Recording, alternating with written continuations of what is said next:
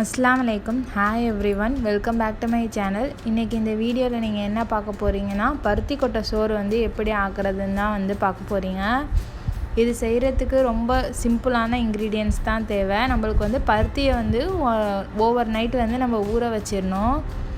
பருத்தி நார்மலாக ஒயிட் கலரில் இருக்கும். ஊற வச்சிட்டோன்னா இந்த மாதிரி கருப்பு கலரில் வந்துடும். இதுக்கு நம்ம பருத்தி பால் ஒரு கப்பு எடுத்துக்கணும். அப்புறம் தேங்காய் பால் ஒரு கப் எடுத்துக்கணும். பருத்தி பாலில் நம்ம தேங்காய் பால் எப்படி தண்ணி ஆட் பண்ணி பால் எடுப்போமோ அந்த மாதிரி தான் நீங்கள் பருத்திலையும் தண்ணி ஆட் பண்ணி பால் எடுக்கணும். இப்போ ரைஸை நம்ம தாளித்து விடுறதுக்கு என்னென்ன இன்க்ரீடியன்ட் தேவைன்னா சாலியா வேற ஒரு ஸ்பூன் எடுத்திருக்கேன். இது சதக்குப்பைன்னு சொல்லுவாங்க. இது நாட்டு மருந்து கடையில் கிடைக்கும். இந்த சதக்குப்பைங்கிறத நீங்கள் அரைச்சி தான் யூஸ் பண்ணணும். அப்படியே ரைஸில் போட்டால் அது வாயில் தென்படுங்கிறதுனால அதை நம்ம அரைச்சி வச்சுருக்கோம். இப்போ பேனில் நம்மளுக்கு தேவையான அளவுக்கு இப்போ எண்ணெய் ஊற்றிக்கிறோம்.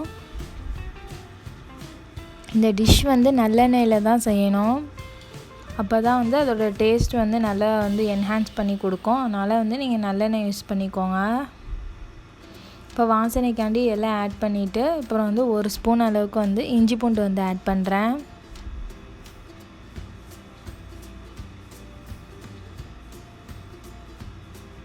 இஞ்சி பூண்டு கொஞ்சம் வதங்கினதுக்கப்புறம் இதில் நம்ம பால் எடுத்து வச்சுருக்கோம்ல, அந்த பாலெல்லாம் இதில் ஆட் பண்ணிடலாம்.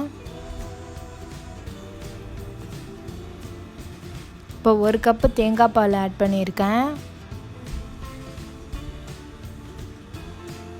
அதே சேம் குவான்டிட்டியில் 1 கப் அளவுக்கு நீங்கள் அந்த பருத்தி பாலை ஆட் பண்ணிக்கோங்க.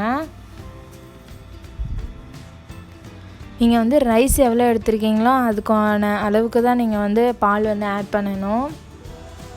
நான் 4 கப்பு 2 கப்பு அரிசியை எடுத்ததுனால ஒரு 4 கப்பு அளவுக்கு பால் ஆட் பண்ணியிருக்கேன். இப்போ தேவையான அளவுக்கு உப்பு ஆட் பண்ணிக்கோங்க.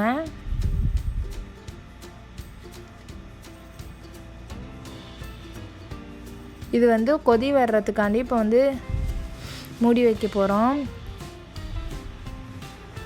இப்போ நம்ம சதக்குப்பைன்றதை அரைச்சி வச்சுருந்தோம்ல, அதை இதில் ஆட் பண்ணிக்கலாம். இப்போ பால் நல்லா கொதி வந்துருச்சு.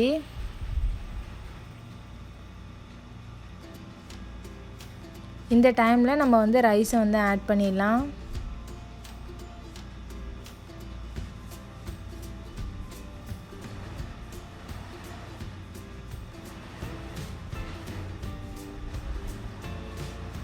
இப்போ பாருங்கள், ரைஸ் முக்கால்வாசி குக் ஆனதுக்கப்புறம் இப்போ தான் நம்ம அந்த சாலியா விரையை இதில் ஆட் பண்ண போகிறோம்.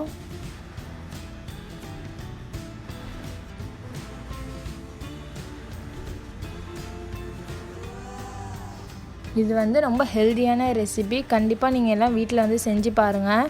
மந்த்லி ஒன்ஸ் ஆகுது வீட்டில் கிட்ஸ் பெரியவங்க அவங்கெல்லாம் இருந்தாங்கன்னா கண்டிப்பாக செஞ்சு சாப்பிடுங்க. இப்போ உங்களுக்கு முட்டை எத்தனை வேணுமோ அந்தளவுக்கு நீங்கள் முட்டை இதில் ஆட் பண்ணி ஃபுல்லாக நம்ம ரைஸை இப்போ குக் பண்ண போகிறோம். இப்போ பாருங்கள், ரைஸ் நல்லா சூப்பராக வெந்துருச்சு. இது ரொம்ப நம்ம நார்மலாக எப்படி தால்ச்சோறு ஆக்குவோமோ அந்த மாதிரி தான் இந்த சாப்பாடு செய்யணும். கண்டிப்பாக ட்ரை பண்ணி பாருங்கள். இப்போ இதை நம்ம சர்வ் பண்ணிடலாம்.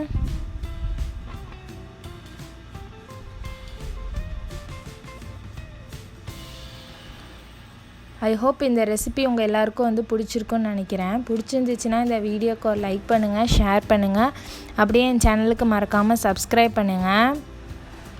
உங்கள் முடிஞ்ச வரைக்கும் உங்கள் ஃப்ரெண்ட்ஸ் அண்ட் ஃபேமிலி கூட என் வீடியோ ஷேர் பண்ணுங்கள். தேங்க்ஸ் ஃபார் வாட்சிங். பாய் எவ்ரிவன்.